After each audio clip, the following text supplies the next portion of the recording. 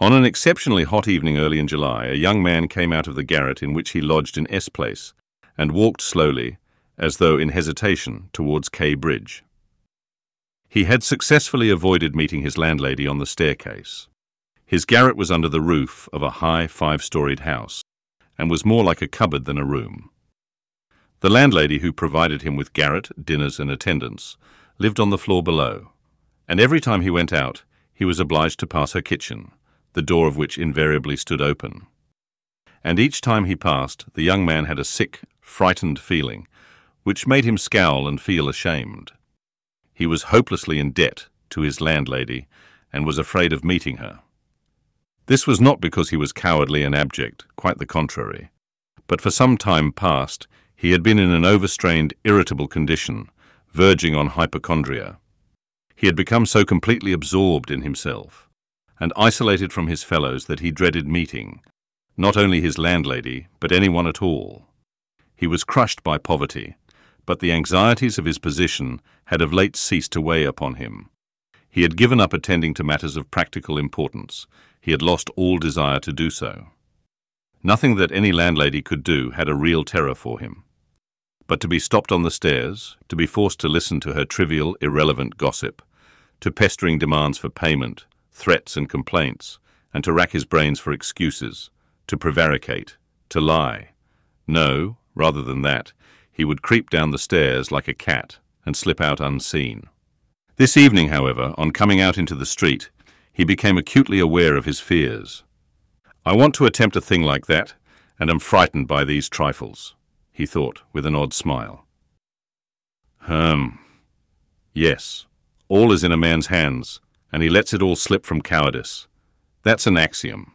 It would be interesting to know what it is men are most afraid of. Taking a new step, uttering a new word is what they fear most. But I am talking too much. It's because I chatter that I do nothing. Or perhaps it is that I chatter because I do nothing. I've learned to chatter this last month, lying for days together in my den thinking of Jack the Giant Killer. Why am I going there now? Am I capable of that? Is that serious? It is not serious at all. It's simply a fantasy to amuse myself. A plaything. Yes, maybe it is a plaything. The heat in the street was terrible, and the airlessness, the bustle and the plaster, scaffolding, bricks and dust all about him, and that special Petersburg stench, so familiar to all who are unable to get out of town in summer. All worked painfully upon the young man's already overwrought nerves. The insufferable stench from the pothouses, which are particularly numerous in that part of the town, and the drunken men whom he met continually, although it was a working day, completed the revolting misery of the picture.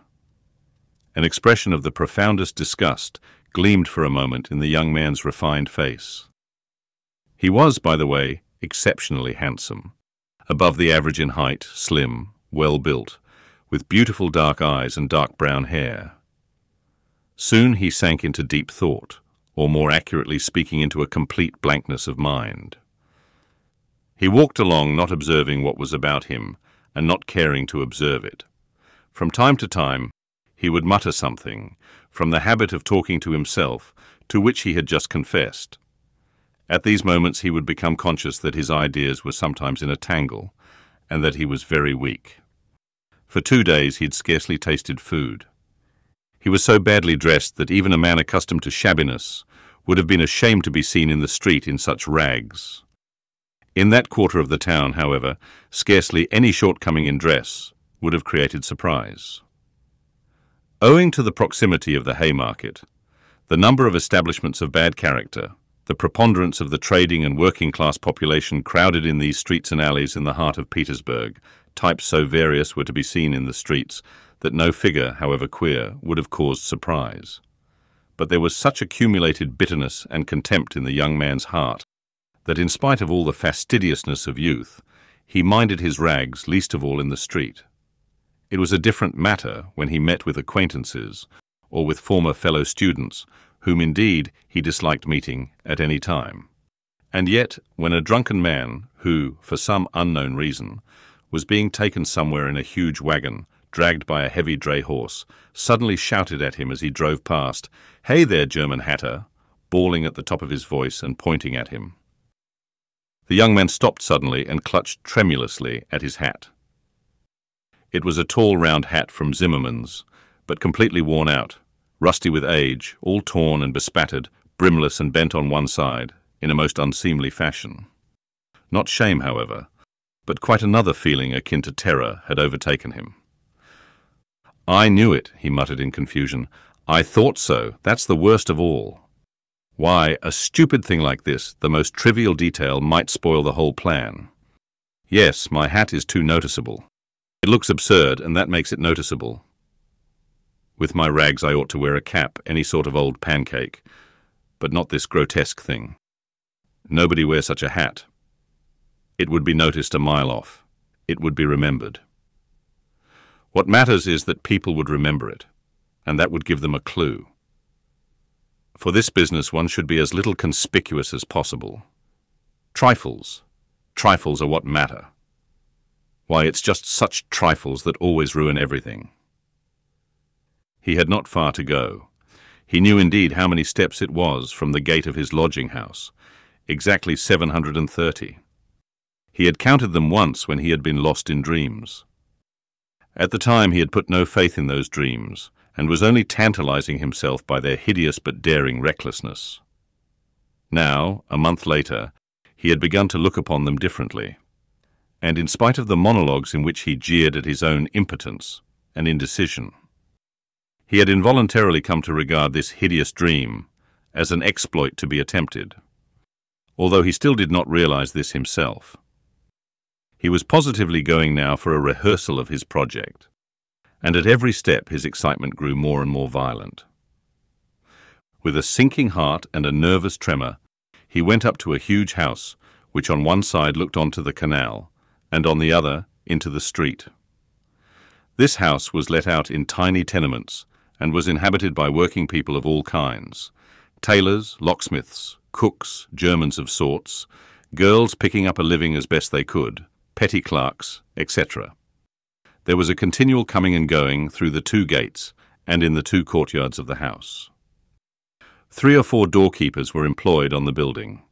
The young man was very glad to meet none of them, and at once slipped unnoticed through the door on the right, and up the staircase.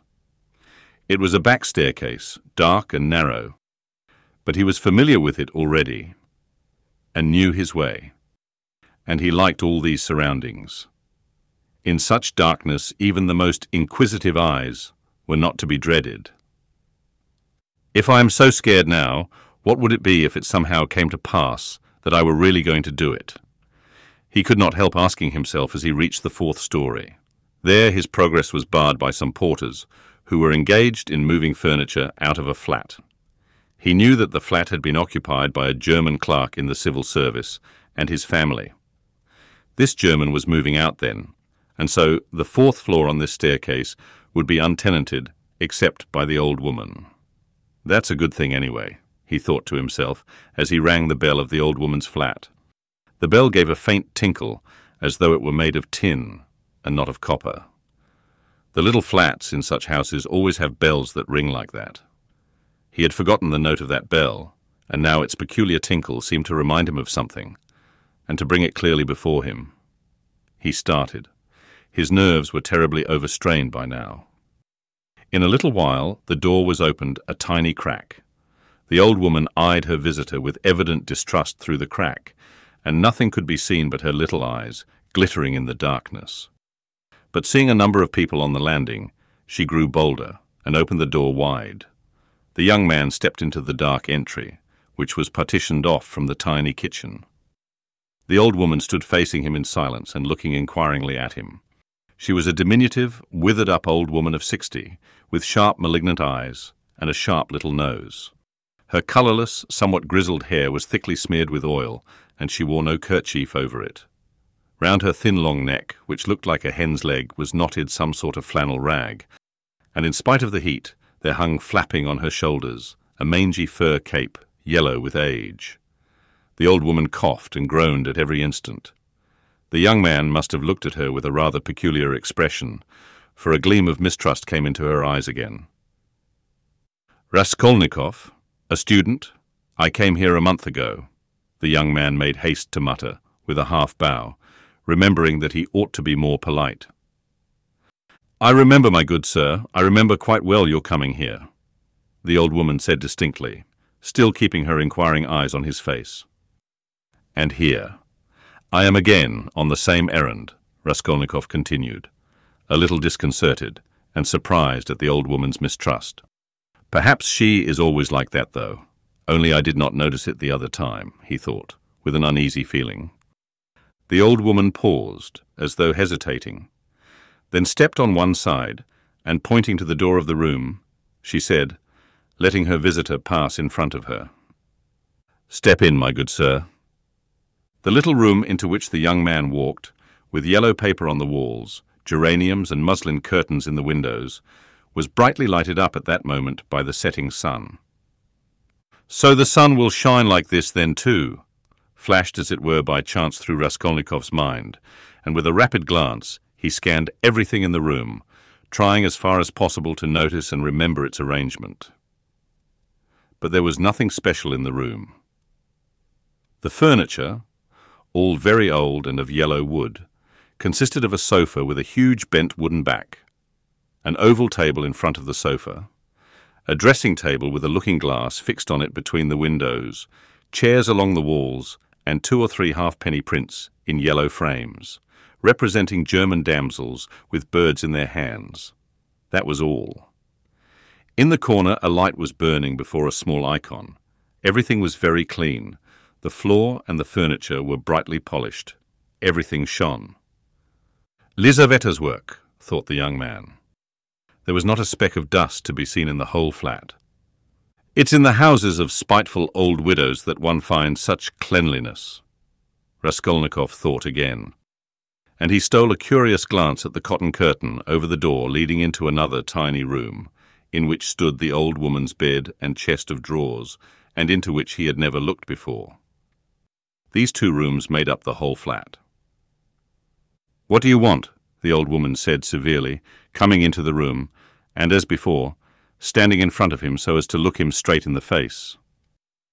"I've brought something to pawn here," and he drew out of his pocket an old-fashioned flat silver watch, on the back of which was engraved a globe. The chain was of steel. "But the time is up for your last pledge. The month was up the day before yesterday. I will bring you the interest for another month. Wait a little." "But that's for me to do as I please, my good sir, to wait or to sell your pledge at once. How much will you give me for the watch, Alyona Ivanovna?" "You come with such trifles, my good sir. It's scarcely worth anything. I gave you 2 roubles last time for your ring, and one could buy it quite new at a jeweller's for 1.50 rubles. Give me 4 roubles for it. I shall redeem it. It was my father's. I shall be getting some money soon." 1.50 rubles, and interest in advance, if you like." 1.50 rubles, cried the young man. "Please yourself." And the old woman handed him back the watch. The young man took it, and was so angry that he was on the point of going away, but checked himself at once, remembering that there was nowhere else he could go, and that he had had another object also in coming. "Hand it over," he said roughly. The old woman fumbled in her pocket for her keys, and disappeared behind the curtain into the other room. The young man, left standing alone in the middle of the room, listened inquisitively, thinking. He could hear her unlocking the chest of drawers. "It must be the top drawer," he reflected. "So she carries the keys in a pocket on the right, all in one bunch on a steel ring. And there's one key there, 3 times as big as all the others, with deep notches. That can't be the key of the chest of drawers. Then there must be some other chest or strong box. That's worth knowing. Strong boxes always have keys like that. But how degrading it all is." The old woman came back. "Here, sir, as we say 10 kopecks the rouble a month, so I must take 15 kopecks from 1.50 rubles for the month in advance. But for the 2 roubles I lent you before, you owe me now 20 kopecks on the same reckoning in advance. That makes 35 kopecks altogether, so I must give you 1 ruble and 15 kopecks for the watch. Here it is." What? Only a ruble and 15 kopecks now. Just so. The young man did not dispute it and took the money. He looked at the old woman and was in no hurry to get away, as though there was still something he wanted to say or to do, but he did not himself quite know what. I may be bringing you something else in a day or two, Alyona Ivanovna. A valuable thing, silver, a cigarette box, as soon as I get it back from a friend. He broke off in confusion. Well, we will talk about it then, sir. Goodbye. Are you always at home alone? Your sister is not here with you? He asked her as casually as possible as he went out into the passage. What business is she of yours, my good sir? Oh, nothing particular, I simply asked. You are too quick. Good day, Alyona Ivanovna. Raskolnikov went out in complete confusion. This confusion became more and more intense. As he went down the stairs, he even stopped short, 2 or 3 times, as though suddenly struck by some thought. When he was in the street, he cried out, "Oh God, how loathsome it all is! And can I possibly—" "No, it's nonsense, it's rubbish," he added resolutely. "And how could such an atrocious thing come into my head? What filthy things my heart is capable of. Yes, filthy above all, disgusting, loathsome, loathsome. And for a whole month I've been—" But no words, no exclamations could express his agitation. The feeling of intense repulsion, which had begun to oppress and torture his heart while he was on his way to the old woman, had by now reached such a pitch and had taken such a definite form that he did not know what to do with himself to escape from his wretchedness. He walked along the pavement like a drunken man, regardless of the passers-by, and jostling against them, and only came to his senses when he was in the next street. Looking round, he noticed that he was standing close to a tavern, which was entered by steps leading from the pavement to the basement. At that instant, 2 drunken men came out at the door, and abusing and supporting one another, they mounted the steps. Without stopping to think, Raskolnikov went down the steps at once. Till that moment he had never been into a tavern, but now he felt giddy and was tormented by a burning thirst. He longed for a drink of cold beer, and attributed his sudden weakness to the want of food. He sat down at a sticky little table in a dark and dirty corner, ordered some beer, and eagerly drank off the first glassful. At once he felt easier, and his thoughts became clear. "All that's nonsense," he said hopefully, "and there is nothing in it all to worry about. It's simply physical derangement, just a glass of beer, a piece of dry bread, and in one moment the brain is stronger, the mind is clearer, and the will is firm. Phew, how utterly petty it all is." But in spite of this scornful reflection, he was by now looking cheerful, as though he were suddenly set free from a terrible burden. And he gazed round in a friendly way at the people in the room. But even at that moment he had a dim foreboding that this happier frame of mind was also not normal. There were few people at the time in the tavern. Besides the 2 drunken men he had met on the steps, a group consisting of about 5 men and a girl with a concertina had gone out at the same time. Their departure left the room quiet and rather empty. The persons still in the tavern were a man who appeared to be an artisan, drunk, but not extremely so, sitting before a pot of beer, and his companion, a huge, stout man with a grey beard in a short, full-skirted coat. He was very drunk, and had dropped asleep on the bench. Every now and then he began as though in his sleep, cracking his fingers, with his arms wide apart and the upper part of his body bounding about on the bench, while he hummed some meaningless refrain, trying to recall some such lines as these. His wife a year he fondly loved. His wife a year he fondly loved. Or suddenly waking up again, walking along the crowded row, he met the one he used to know. But no one shared his enjoyment. His silent companion looked with positive hostility and mistrust at all these manifestations. There was another man in the room who looked somewhat like a retired government clerk. He was sitting apart, now and then sipping from his pot and looking round at the company. He too appeared to be in some agitation.